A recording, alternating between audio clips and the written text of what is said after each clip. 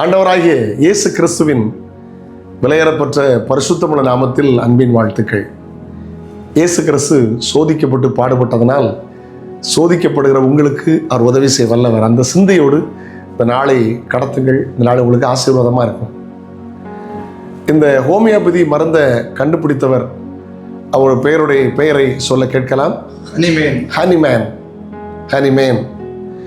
இவர் தான் ஹோமியோபதி மருந்தை கண்டுபிடிச்சவர். இவர் ஒரு தீவிர முயற்சிக்கு வந்தார். அன்னைக்கு மலேரியா வியாதினாலே நிறைய பேர் மரித்ததை பார்த்தார். மலேரியா வியாதிக்கு மருந்து கண்டுபிடிக்க விரும்பினார். கடைசியாக ஒரு மருந்தை கண்டுபிடிச்சிட்டார். கடைசியாக பாருங்க, ரொம்ப ஆச்சரியம். இந்த வியாதி ஏன் இந்த மருந்து சோமாக்குமா அப்படிங்கிறத ப்ரூஃப் பண்ண விரும்பினார். என்ன பண்ணார் தெரியுமா? அந்த மலேரியா வியாதியினுடைய மூலக்குருவை தன் சரீரத்தில் ஏற்றினார். காய்ச்சல் வந்தது, அகோரம் வருந்தட்டும் அவர் காத்திருந்தார். இந்த மருந்தை பயன்படுத்தினார், சோமாயிற்று. உலகத்துக்கே மலேரியாவுக்கு மருந்தை கண்டுபிடிச்சு அறிமுகப்படுத்தினார். இயேசு கிறிஸ்து சோதிக்கப்பட்டு நமக்காக பாடுபட்டார். அல்லேலூயா.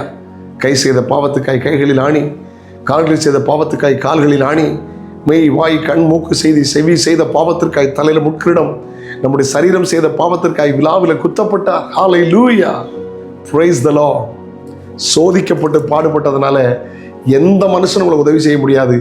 இயேசு உங்களுக்கு உதவி செய்வார். இயேசுவை சார்ந்து கொள்ளுங்கள். வாசிக்கலாமா கர்த்தருடைய வார்த்தையை? எபிரேயர் 2:18.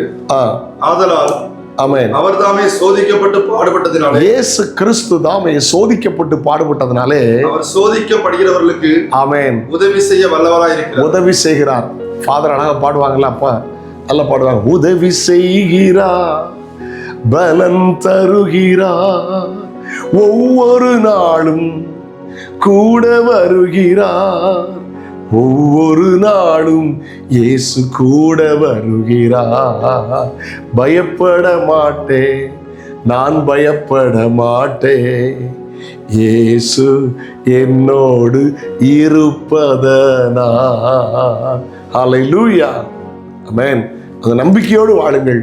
கர்த்தர் உங்களை ஆசீர்வதிப்பார். தகப்பனே, பிள்ளைகளை ஆசீர்வதி.